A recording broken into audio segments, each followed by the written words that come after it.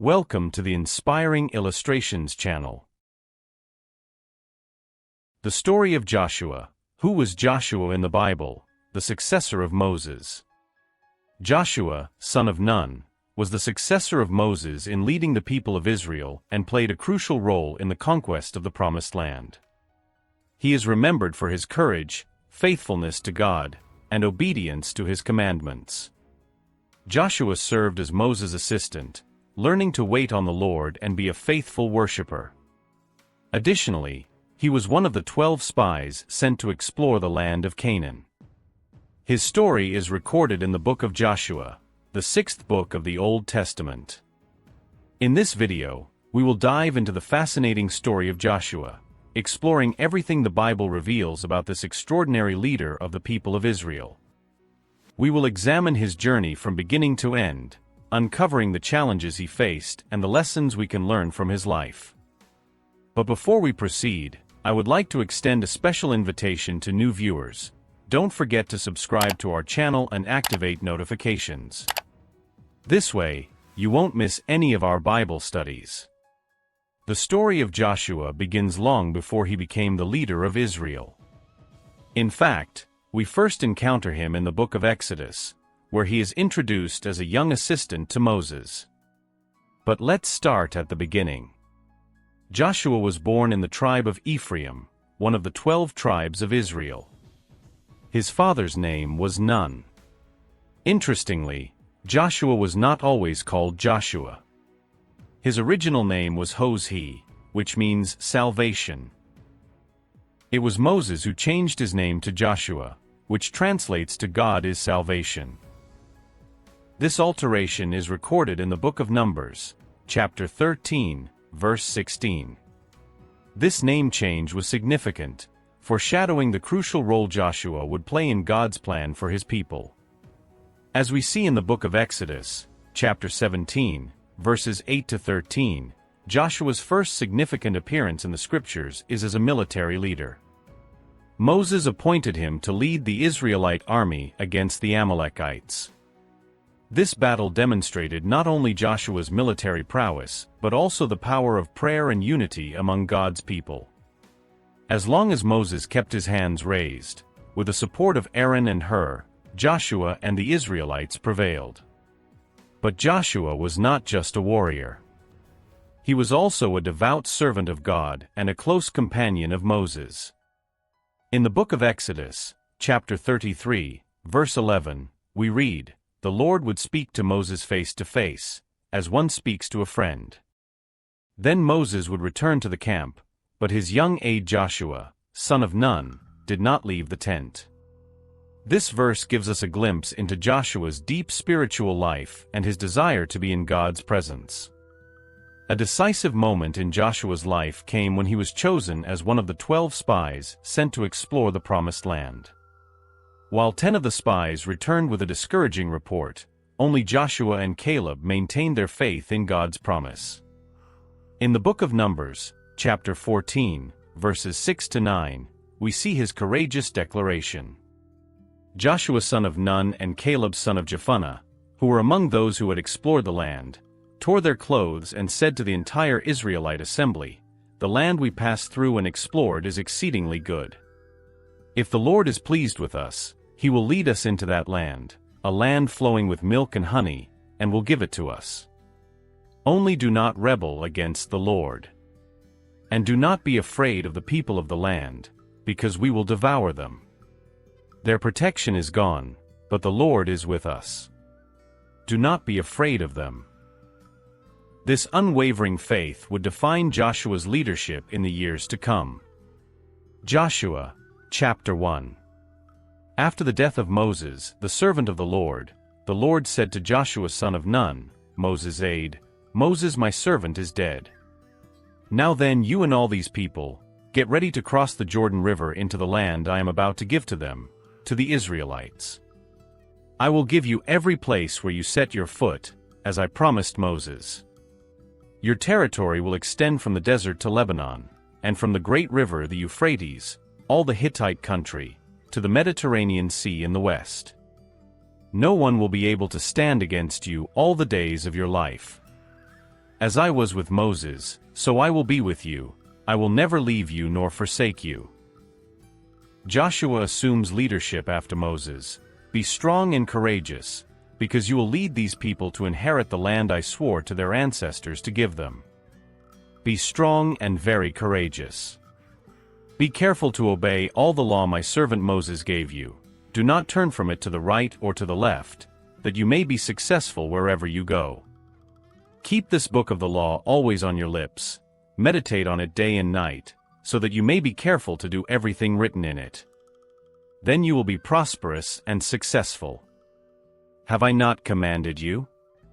Be strong and courageous. Do not be afraid, do not be discouraged, for the Lord your God will be with you wherever you go. Joshua then commanded the officers of the people, Go through the camp and tell the people, Get your provisions ready. 3 days from now you will cross the Jordan here to go in and take possession of the land the Lord your God is giving you for your own. But to the Reubenites, the Gadites and the half-tribe of Manasseh, Joshua said, Remember the command that Moses the servant of the Lord gave you after he said, The Lord your God will give you rest by giving you this land. Your wives, your children and your livestock may stay in the land that Moses gave you east of the Jordan, but all your fighting men, ready for battle, must cross over ahead of your fellow Israelites. You are to help them until the Lord gives them rest, as he has done for you, and until they too have taken possession of the land the Lord your God is giving them. After that, you may go back and occupy your own land, which Moses the servant of the Lord gave you east of the Jordan toward the sunrise. Then they answered Joshua, Whatever you have commanded us we will do, and wherever you send us we will go. Just as we fully obeyed Moses, so we will obey you. Only may the Lord your God be with you as he was with Moses. Whoever rebels against your word and does not obey it, whatever you may command them, will be put to death. Only be strong and courageous. Joshua, chapter 2. Joshua sends spies to Jericho. From the Acacia Grove camp, Joshua secretly sent 2 spies with orders to examine the land, especially the city of Jericho. They went and stayed at the house of Rahab, a prostitute. The news that some Israelites had come to spy out the land reached the king of Jericho. So the king sent a message to Rahab, demanding that she turn over the men who were in her house, as they had come to spy on the whole land. However, Rahab had hidden the spies and told the king's messengers that while some men had come to her house, she did not know where they were from. She explained that at dusk, just before the city gate was closed, the men left and suggested that if the king's men hurried after them, they might catch up with them. Rahab had taken the spies up to the roof and hidden them under stalks of flax she had laid out. When the king's men left to pursue the spies, the gate of the city was shut. They searched for the spies along the road that leads to the fords of the Jordan. Before the spies lay down for the night, Rahab went up on the roof and said, I know that the Lord has given this land to you, the Israelites. Everyone here is afraid because of you. We have heard how the Lord dried up the Red Sea for you when you came out of Egypt and what you did to Sihon and Og, the 2 kings of the Amorites east of the Jordan, whom you completely destroyed. When we heard of it, our hearts melted in fear, and everyone's courage failed because of you. For the Lord your God is God in heaven above and on the earth below. Now then, please swear to me by the Lord that you will show kindness to my family because I have shown kindness to you. Give me a sure sign that you will spare the lives of my father and mother, my brothers and sisters, and all who belong to them, and that you will save us from death. The spies agreed, Our lives for your lives. If you don't tell what we are doing, we will treat you kindly and faithfully when the Lord gives us the land. Rahab's house was part of the city wall, so she let them down by a rope through the window. She told them, Go to the hills so the pursuers will not find you. Hide there for 3 days until they return, and then go on your way. The spies agreed, We will keep the oath you made us swear, but under certain conditions. When we enter the land, you must tie this scarlet cord in the window through which you let us down. And you must bring your father and mother, your brothers, and all your family into your house. If any of them go outside your house into the street, their blood will be on their own heads, we will not be responsible. But if anyone is harmed inside the house, we will be responsible. And if you tell what we are doing, we will be released from the oath you made us swear." "Agreed," she replied, and sent them away. And she tied the scarlet cord in the window. When they left, they went into the hills and stayed there 3 days until the pursuers had searched all along the road and returned without finding them. Then the 2 spies started back. They went down out of the hills, forded the river, and came to Joshua son of Nun and told him everything that had happened to them. They said to Joshua, "The Lord has surely given the whole land into our hands. All the people are melting in fear because of us." Joshua, chapter 3. Joshua and all the people of Israel got up early in the morning, left the Acacia Grove camp, and went to the Jordan River. Before crossing, they camped there. 3 days later, the leaders went through the camp, instructing the people, "When you see the Levitical priests carrying the Ark of the Covenant of the Lord your God, you are to move out from your positions and follow it. Then you will know which way to go, since you have never been this way before. But keep a distance of about 1,000 yards between you and the ark. Do not go near it." Joshua told the people, "Consecrate yourselves, for tomorrow the Lord will do amazing things among you." He then instructed the priests, "Take up the Ark of the Covenant and pass on ahead of the people." So they took it up and went ahead of them. And the Lord said to Joshua, "Today I will begin to exalt you in the eyes of all Israel, so they may know that I am with you as I was with Moses. Tell the priests who carry the Ark of the Covenant, when you reach the edge of the Jordan's waters, go and stand in the river." Joshua said to the Israelites, "Come here and listen to the words of the Lord your God. By this you will know that the living God is among you and that he will certainly drive out before you the Canaanites, Hittites, Hivites, Perizzites, Girgashites, Amorites, and Jebusites. See, the Ark of the Covenant of the Lord of all the earth will go into the Jordan ahead of you. Now then, choose 12 men from the tribes of Israel, 1 from each tribe.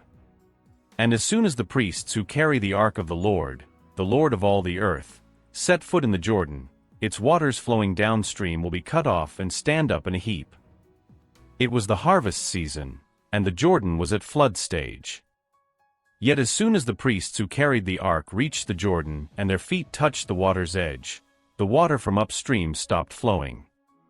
It piled up in a heap a great distance away, at a town called Adam in the vicinity of Zarethan, while the water flowing down to the Sea of the Arabah, the Dead Sea, was completely cut off.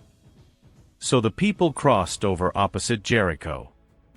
The priests who carried the Ark of the Covenant of the Lord stood firm on dry ground in the middle of the Jordan, while all Israel passed by until the whole nation had completed the crossing on dry ground. Joshua, chapter 4. The 12 Memorial Stones.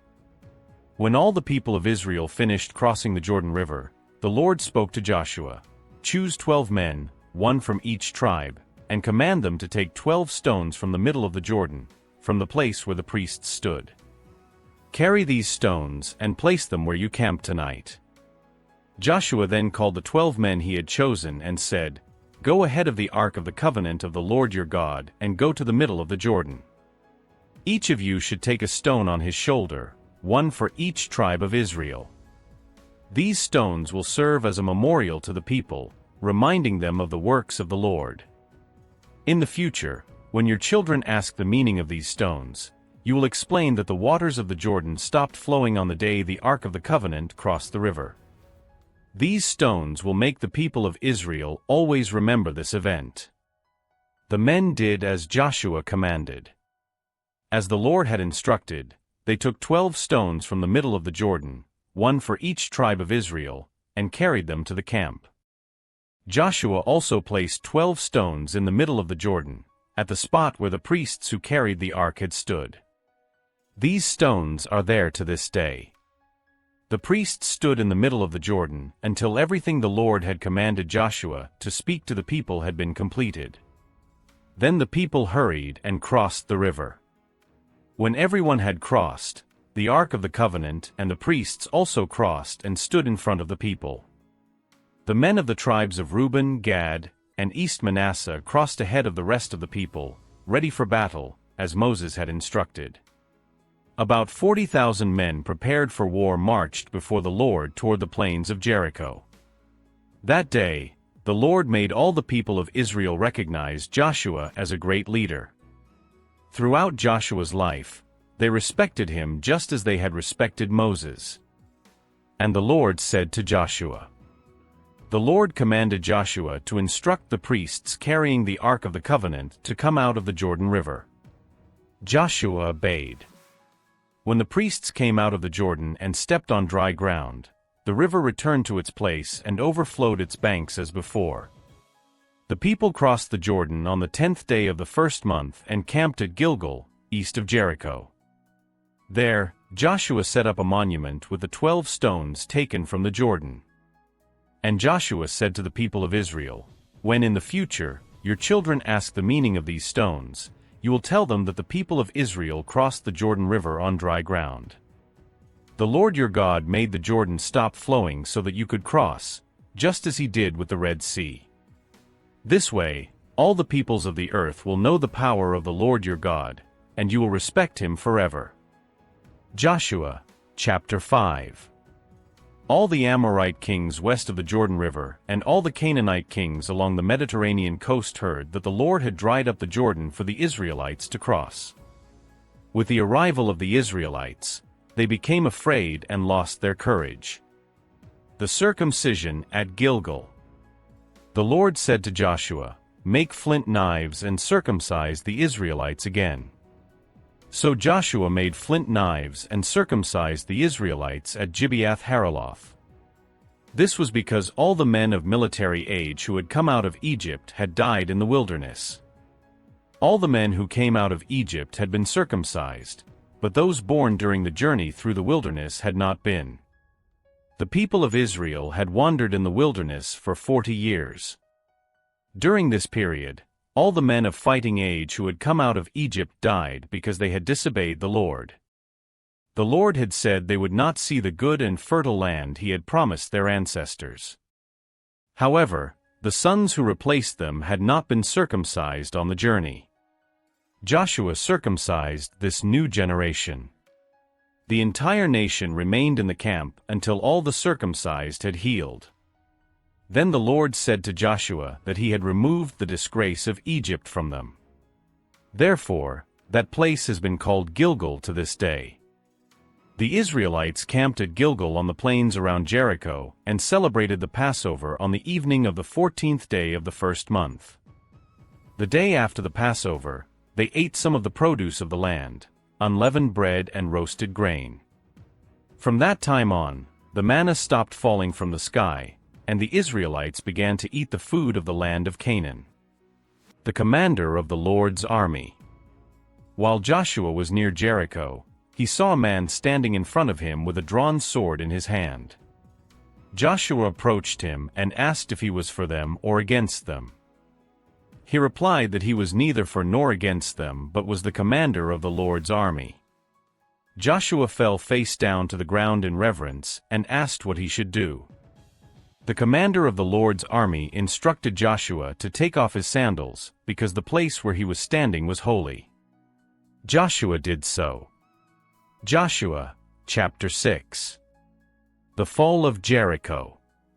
Now Jericho was securely shut up because of the Israelites.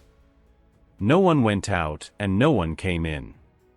Then the Lord said to Joshua, "See, I have delivered Jericho into your hands, along with its king and its fighting men. March around the city once with all the armed men. Do this for 6 days. Have 7 priests carry trumpets of ram's horns in front of the ark. On the 7th day, march around the city 7 times, with the priests blowing the trumpets. When you hear them sound a long blast on the trumpets, have the whole army give a loud shout, then the wall of the city will collapse and the army will go up, everyone straight in." So Joshua son of Nun called the priests and said to them, Take up the ark of the covenant of the Lord and have 7 priests carry trumpets in front of it." And he ordered the army, "Advance. March around the city, with an armed guard going ahead of the ark of the Lord." When Joshua had spoken to the people, the 7 priests carrying the 7 trumpets before the Lord went forward, blowing their trumpets, and the ark of the Lord's covenant followed them. The armed guard marched ahead of the priests who blew the trumpets, and the rear guard followed the ark. All this time the trumpets were sounding. But Joshua had commanded the army, "Do not give a war cry, do not raise your voices, do not say a word until the day I tell you to shout. Then shout." So he had the ark of the Lord carried around the city, circling it once. Then the army returned to camp and spent the night there. Joshua got up early the next morning, and the priests took up the ark of the Lord. The 7 priests carrying the 7 trumpets went forward, marching before the ark of the Lord and blowing the trumpets. The armed men went ahead of them, and the rear guard followed the ark of the Lord, while the trumpets kept sounding. So on the second day they marched around the city once and returned to the camp. They did this for 6 days. On the 7th day, they got up at daybreak and marched around the city 7 times in the same manner, except that on that day they circled the city 7 times. The 7th time around, when the priests sounded the trumpet blast, Joshua commanded the army, "Shoo! For the Lord has given you the city. The city and all that is in it are to be devoted to the Lord. Only Rahab the prostitute and all who are with her in her house shall be spared, because she hid the spies we sent. But keep away from the devoted things, so that you will not bring about your own destruction by taking any of them. Otherwise, you will make the camp of Israel liable to destruction and bring trouble on it. All the silver and gold and the articles of bronze and iron are sacred to the Lord and must go into his treasury." When the trumpet sounded, the army shouted, and at the sound of the trumpet, when the men gave a loud shout, the wall collapsed. So everyone charged straight in, and they took the city. They devoted the city to the Lord and destroyed with the sword every living thing in it, men and women, young and old, cattle, sheep, and donkeys. Joshua said to the 2 men who had spied out the land, "Go into the prostitute's house and bring her out and all who belong to her, in accordance with your oath to her."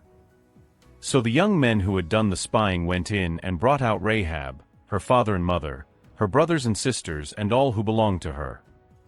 They brought out her entire family and put them in a place outside the camp of Israel.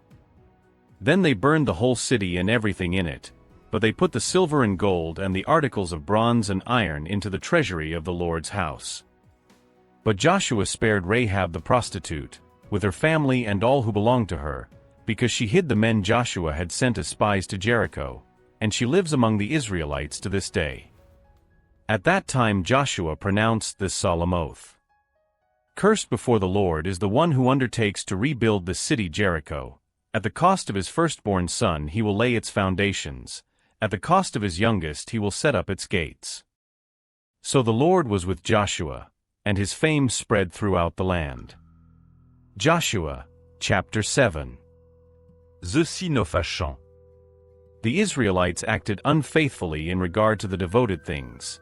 Achan son of Carmi, the son of Zimri, the son of Zerah, of the tribe of Judah, took some of them. So the Lord's anger burned against Israel.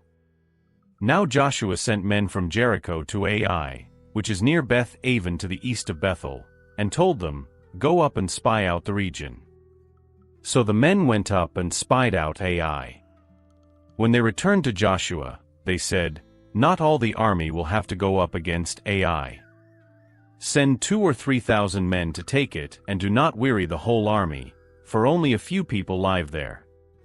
So about 3,000 went up, but they were routed by the men of Ai, who killed about 36 of them.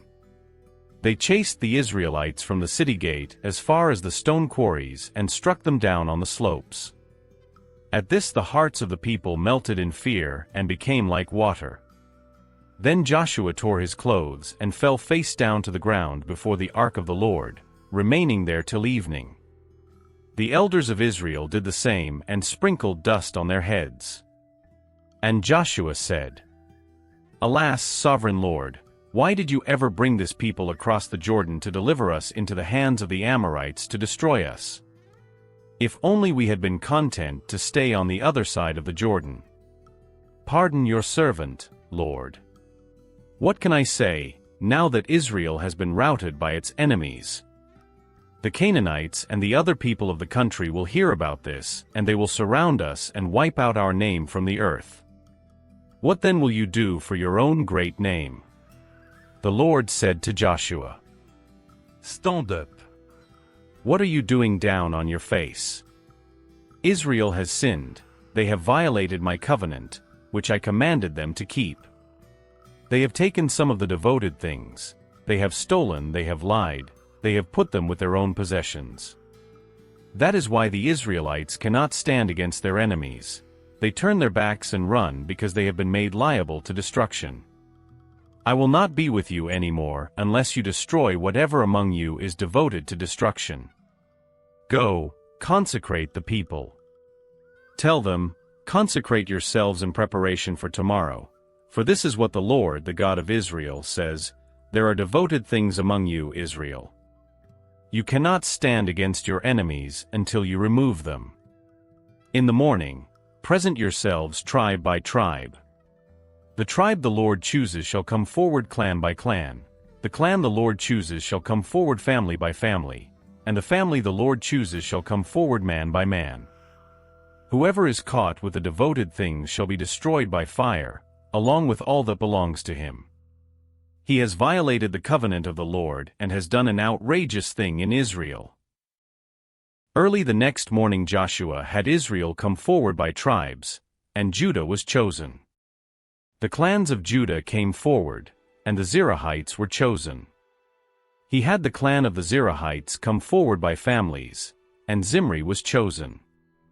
Joshua had his family come forward man by man, and Achan son of Carmi, the son of Zimri, the son of Zerah, of the tribe of Judah was chosen.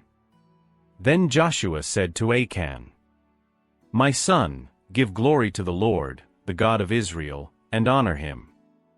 Tell me what you have done, do not hide it from me." Achan replied, "It is true. I have sinned against the Lord, the God of Israel. This is what I have done. When I saw in the plunder a beautiful robe from Babylonia, 200 shekels of silver and a bar of gold weighing 50 shekels, I coveted them and took them. They are hidden in the ground inside my tent, with the silver underneath." So Joshua sent messengers, and they ran to the tent, and there it was, hidden in his tent, with the silver underneath. They took the things from the tent, brought them to Joshua and all the Israelites and spread them out before the Lord. Then Joshua, together with all Israel, took Achan son of Zerah, the silver, the robe, the gold bar, his sons and daughters, his cattle, donkeys and sheep, his tent and all that he had, to the valley of Achor. Joshua said, "Why have you brought this trouble on us? The Lord will bring trouble on you today." Then all Israel stoned him, and after they had stoned the rest, they burned them. Over Achan they heaped up a large pile of rocks, which remains to this day. Then the Lord turned from his fierce anger. Therefore that place has been called the Valley of Achor ever since. Joshua, chapter 8. The destruction of Ai. The Lord said to Joshua, "Do not be afraid, do not be discouraged. Take the whole army with you and go up and attack Ai. For I have delivered into your hands the king of Ai, his people, his city and his land. You shall do to Ai and its king as you did to Jericho and its king, except that this time you may carry off their plunder and livestock for yourselves. Set an ambush behind the city." So Joshua and the whole army moved out to attack Ai. He chose 30,000 of his best fighting men and sent them out at night with these orders: "Hide in ambush close behind the city. Do not go very far from it. Be ready to attack. I and all those with me will advance on the city. When the men come out against us, We will flee from them, as we did before. They will pursue us, thinking we are fleeing again, and leave the city unprotected. Then you will rise up from ambush and take the city. The Lord your God will give it into your hand. After you have taken the city, set it on fire. Do what the Lord has commanded. See, I have given you orders." So Joshua sent them off, and they went to the place of ambush and lay in wait between Bethel and Ai, to the west of Ai. Joshua spent that night in the camp. Early the next morning Joshua mustered his army, and he and the leaders of Israel marched before the people toward Ai. The soldiers who were with Joshua marched up and camped north of the city, with a valley between them and Ai. Joshua had taken about 5,000 men and set them in ambush between Bethel and Ai, to the west of the city. The main camp was to the north of the city, and the ambush was to the west. Joshua spent the night in the valley. When the king of Ai saw this, he and all his men hurried out early in the morning to meet Israel in battle at a certain place overlooking the Arabah. But he did not know that an ambush had been set against him behind the city. Joshua and all Israel let themselves be driven back before them, and they fled toward the wilderness. All the men of Ai were called to pursue the Israelites, and they pursued Joshua and were lured away from the city, leaving it unprotected. Then the Lord said to Joshua, "Hold out toward Ai the javelin that is in your hand, for into your hand I will deliver the city." So Joshua held out his javelin toward the city. As soon as he did this, the men in ambush rose quickly from their position, ran, entered the city, and set it on fire. When the men of Ai looked back and saw the smoke rising from the city, they had no chance to escape in any direction. The Israelites who had been fleeing toward the wilderness turned back and attacked their pursuers. When Joshua and his men saw that the city had been captured and burned, they turned around and began to attack the men of Ai. The Israelites who were in the city also came out to fight the men of Ai, surrounding them completely and killing them all. Only the king of Ai was captured and brought to Joshua. The Israelites killed all the men of Ai in the open fields and in the wilderness where they had been chased. Then they returned to Ai and killed those who were in it. That day, 12,000 people, men and women, fell. Joshua did not lower the javelin he held out until he had destroyed all who lived in Ai. The Israelites took for themselves the livestock and plunder of the city, as the Lord had instructed Joshua. He burned Ai and made it a permanent heap of ruins, a desolate place to this day. The king of Ai was impaled on a pole and left there until evening. At sunset, Joshua ordered the body to be taken down from the pole, thrown at the entrance of the city gate, and covered with a large pile of stones, which remains to this day. At that time, Joshua built on Mount Ebal an altar to the Lord, the God of Israel.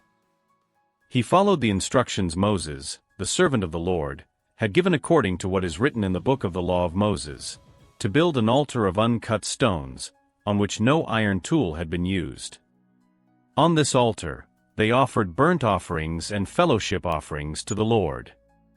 In the presence of the Israelites, Joshua wrote on the stones a copy of the law of Moses. All the Israelites, with their elders, officials, judges, and foreigners living among them, stood on both sides of the Ark of the Covenant of the Lord, facing the Levitical priests who carried it. Half of the people stood in front of Mount Gerizim and half in front of Mount Ebal, as Moses had instructed for the blessing. Joshua read all the words of the law, the blessings and the curses, just as it is written in the book of the law. Every commandment that Moses had given was read to the whole assembly of Israel, including women, children, and foreigners living among them. Nothing was left out. Joshua, chapter 9. The treaty with the Gibeonites.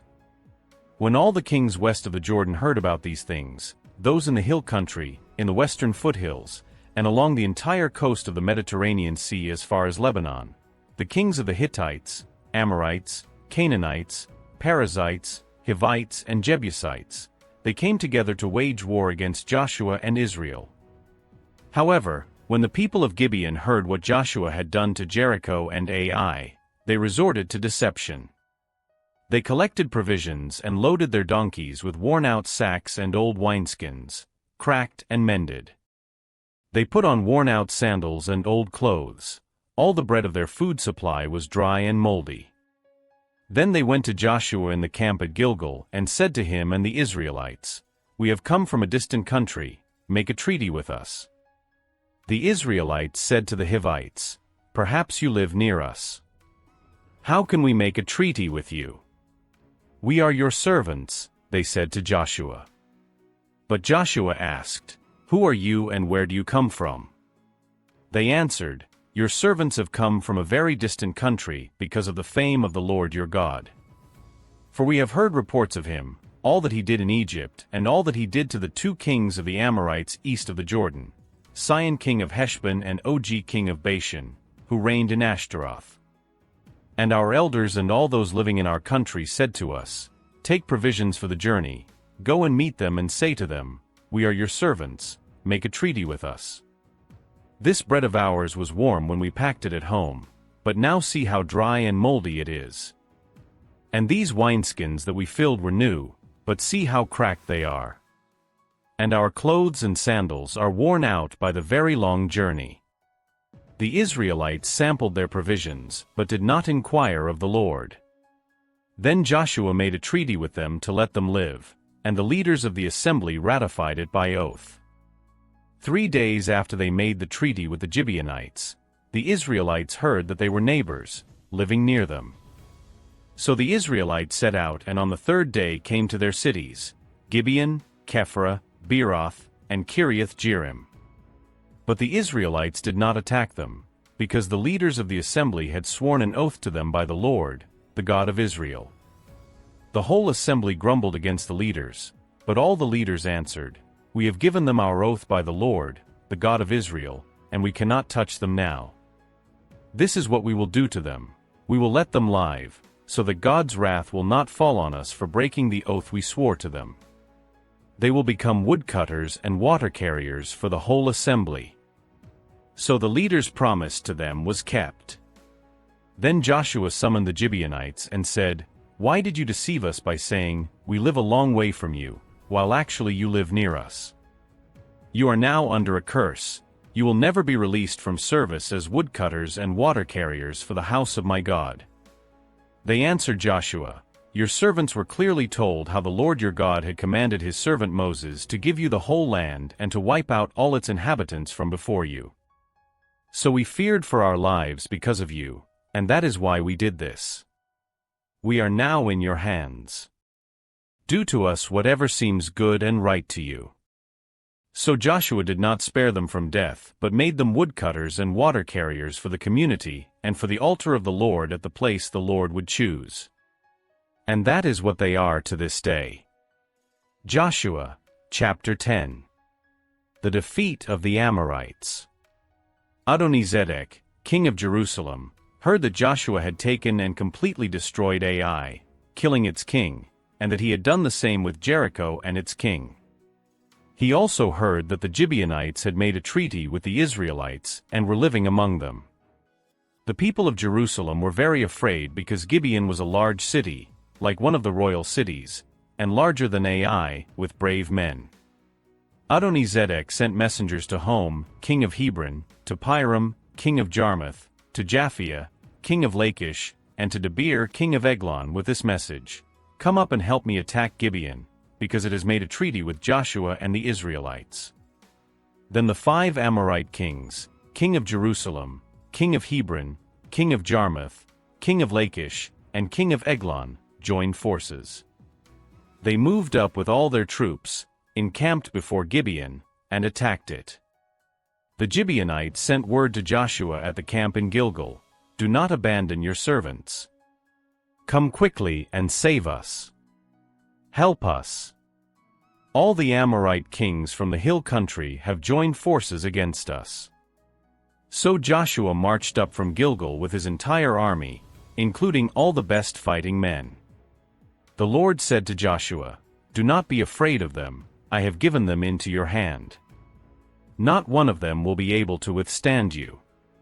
Joshua took them by surprise, marching all night from Gilgal.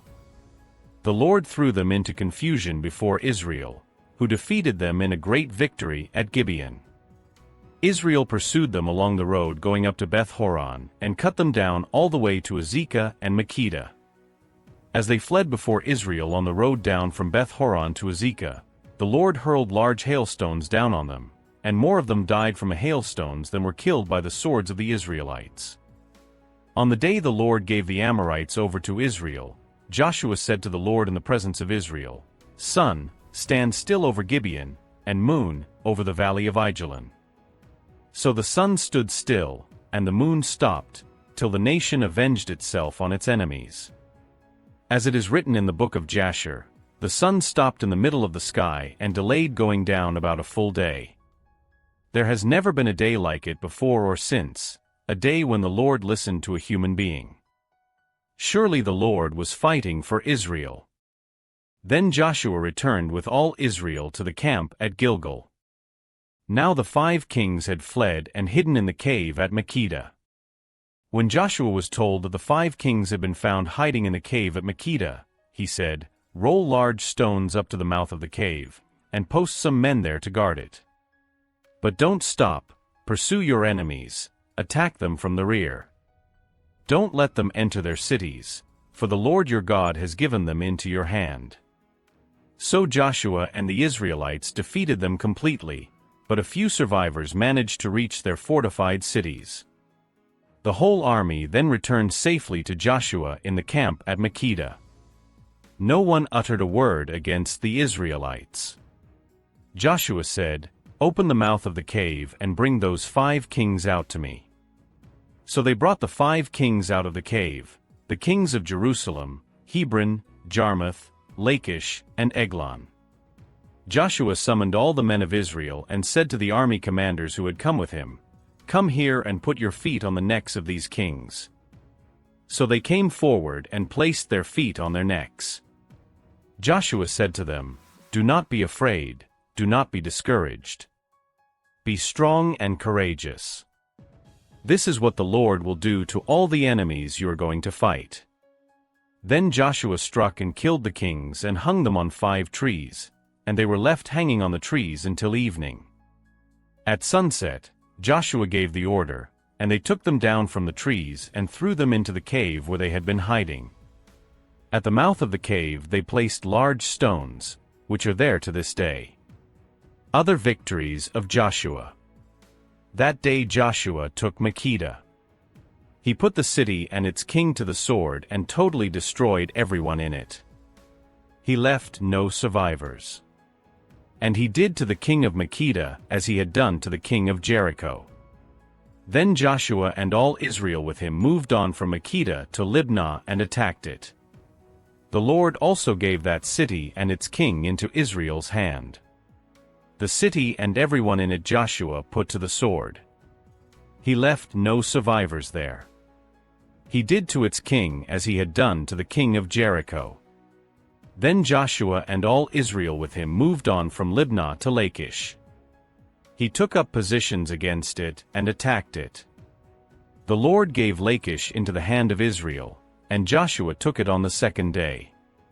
The city and everyone in it he put to the sword, just as he had done to Libnah. When Horam king of Gezer came up to help Lachish, Joshua defeated him and his troops, leaving no survivors. Then Joshua and all Israel with him moved on from Lachish to Eglon. They took up positions against it and attacked it. They captured it on that day and put it to the sword and totally destroyed everyone in it, just as they had done to Lachish. Then Joshua and all Israel with him went up from Eglon to Hebron and attacked it. They took the city and put it and its king, its towns, and everyone in it to the sword. They left no survivors. They did to Hebron as they had done to Eglon, destroying it completely and leaving no survivors. Then Joshua and all Israel with him turned around and attacked Debir. They took the city, its king, and its villages, and they put them to the sword. They totally destroyed everyone in it, leaving no survivors. They did to Debir and its king as they had done to Hebron, as they had done to Libnah and its king. So Joshua struck the whole region, the hill country, the Negev, the western foothills, and the mountain slopes, together with all their kings. He left no survivors. He totally destroyed all who breathed, just as the Lord, the God of Israel, had commanded. Joshua subdued them from Kadesh Barnea to Gaza, and from the whole region of Goshen to Gibeon. All these kings and their lands Joshua conquered in one campaign, because the Lord, the God of Israel, fought for Israel. Then Joshua returned with all Israel to the camp at Gilgal. Joshua, chapter 11. The defeat of Jabin and his allies. Jabin, king of Hazor, upon learning of the events, sent messengers to Jobab, king of Madon, and to the kings of Shimron and Akshaph. He also summoned the kings from the northern mountain regions, the Jordan Valley south of the Sea of Galilee, and the plains and coastal areas near Dor.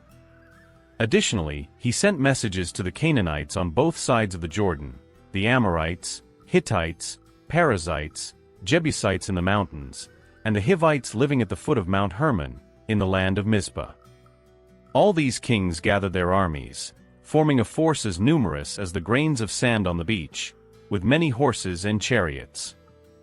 They joined together and camped near the waters of Merom, ready to face Israel.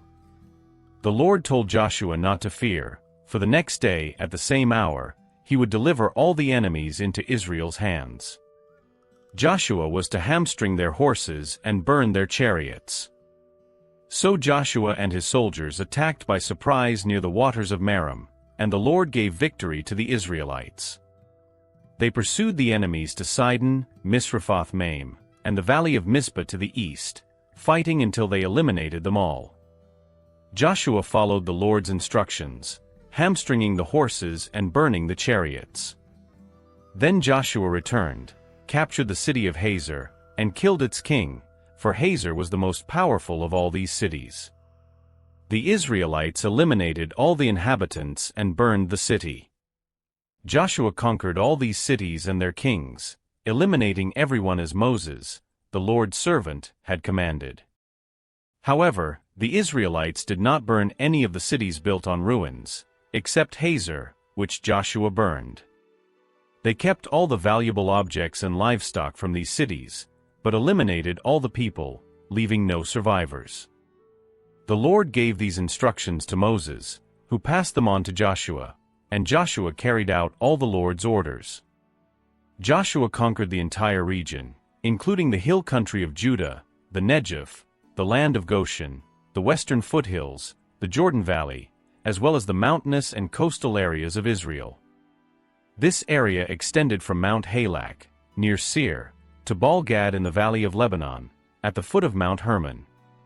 Joshua eliminated all the kings of these regions in long battles. None of these cities made peace agreements with Israel, except Gibeon, where some Hivites lived. The other cities were conquered in war.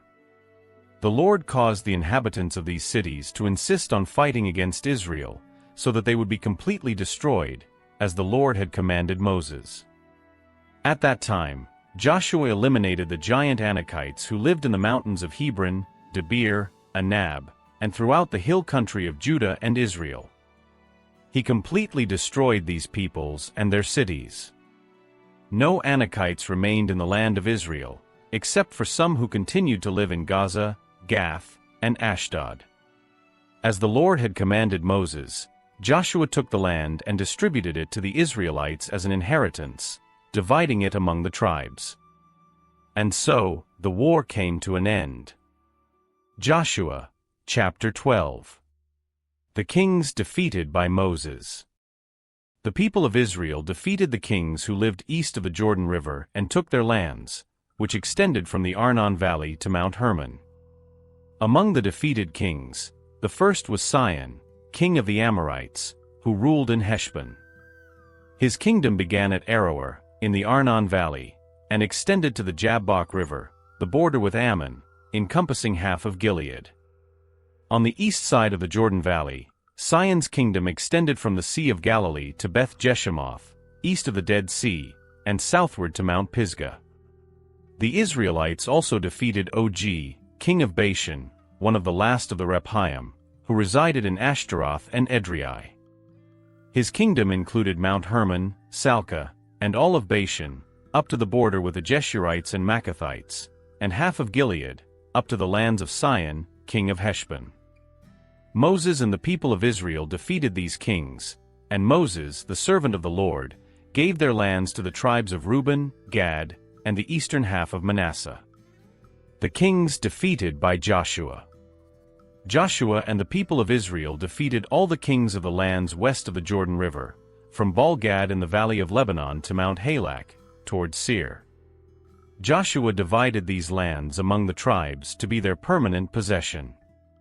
These lands included the hill country, the plains, the Jordan Valley, the slopes of the mountains, the desert, and the southern region.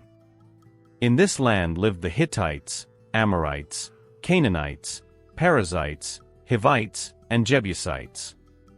The defeated kings were from the following cities: Jericho, Ai near Bethel, Jerusalem, Hebron, Jarmuth, Lachish, Eglon, Gezer, Debir, Geder, Hormah, Arad, Libnah, Adullam, Makkedah, Bethel, Tappuah, Hepher, Aphek, Lasharon, Madden, Hazer, Shimron-Meron, Akshaph, Tanakh, Megiddo, Kadesh, Jokneam in Carmel, Dor on the coast, Goyim in Galilee, and Tirzah, 31 kings in all.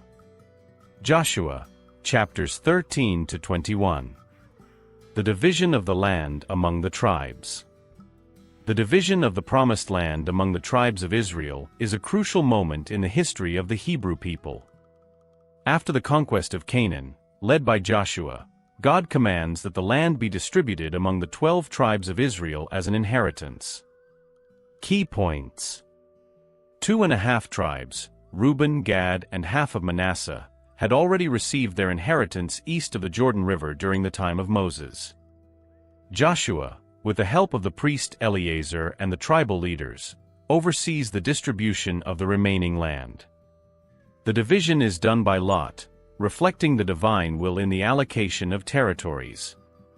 Caleb, for his faithfulness, receives Hebron as a special inheritance. Judah, the most prominent tribe, receives a large portion in the south. Ephraim and the other half of Manasseh receive lands in the central region. The remaining 7 tribes, Benjamin, Simeon, Zebulun, Issachar, Asher, Naphtali, and Dan, receive their portions after a detailed survey of the land. The Levites do not receive a contiguous portion but are given cities scattered throughout the territory, as commanded by God. 6 cities of refuge are established to protect those who committed accidental homicide. The tabernacle is established in Shiloh, becoming the religious center of Israel. This process of division not only fulfills God's promise to Abraham, but also lays the foundation for the future nation of Israel, defining the boundaries and responsibilities of each tribe. The distribution of the land highlights important biblical themes such as God's faithfulness, the importance of obedience, and the fulfillment of divine promises. Joshua, chapter 24. Joshua's final speech and the renewal of the covenant represent a crucial moment in Israel's history, marking the transition of leadership and reaffirming the people's commitment to God. Joshua, now elderly, summons all the leaders of Israel for his farewell speech. He recalls God's blessings and the victories granted to Israel. Joshua warns the people against idolatry and mixing with neighboring nations, emphasizing the importance of remaining faithful to the law of Moses. He cautions about the consequences of disobedience to God. In Shechem, Joshua gathers all the tribes for a solemn moment of covenant renewal. He recaps Israel's history, from Abraham to the conquest of Canaan. Joshua challenges the people to choose between serving God or foreign gods. The people respond by affirming their commitment to serve only Yahweh, the true God. Joshua establishes a memorial of the covenant renewal and records these words in the book of the law of God. The death of Joshua, at the age of 110, marks the end of a crucial era in Israel's history. The book of Joshua recounts his passing, highlighting his faithfulness and leadership until the end. The impact of his death is profound, signaling a significant transition for the people of Israel. The book of Judges picks up this event, emphasizing how Joshua's absence ushers in a new phase in Israelite history. His death not only closes a chapter, but also paves the way for new challenges and dynamics within the nation. The account in Judges highlights how the generation that knew Joshua remained faithful, evidencing his lasting legacy. Beyond these direct accounts, Joshua is remembered in various other books of the Bible, demonstrating his enduring impact on Israel's history and faith. In Kings, we see the fulfillment of his prophecy about Jericho, reaffirming his prophetic authority. Chronicles mentions him in the genealogy of Ephraim, situating him in Israel's historical lineage. Nehemiah evokes the days of Joshua when discussing religious practices, indicating how he became a reference point for faithfulness to God's law. In the New Testament, Stephen includes Joshua in his recapitulation of Israel's history, recognizing his crucial role in the nation's formation. The Epistle to the Hebrews makes a profound theological comparison between the earthly rest provided by Joshua and the spiritual rest found in Christ, elevating Joshua's significance to a messianic and typological level. These varied references show how Joshua transcended his time, becoming a symbol of faithful leadership, obedience to God, and the fulfillment of divine promises. As we conclude our study of Joshua's life, we are left with a powerful example of leadership, faith, and obedience. Joshua's story reminds us that with God, all things are possible. It challenges us to trust in God's promises, even when the odds seem insurmountable. It encourages us to be courageous in our faith and steadfast in our commitment to God's word. So, dear friends, as we reflect on Joshua's remarkable journey, let us ask ourselves, how can we apply Joshua's example of faith and obedience in our own lives? In what areas do we need to trust God more fully, even when circumstances seem challenging? Remember, just as God was with Joshua, He is with us today. May we, like Joshua, choose to serve the Lord faithfully, leaving a legacy of faith for future generations. Thank you for joining me in this exploration of Joshua's life. If you found this message inspiring, please share it with others who might benefit from these timeless truths. And don't forget to subscribe to our channel for more in-depth Bible studies like this one. Until next time, may God bless you and keep you strong in faith and courageous in spirit.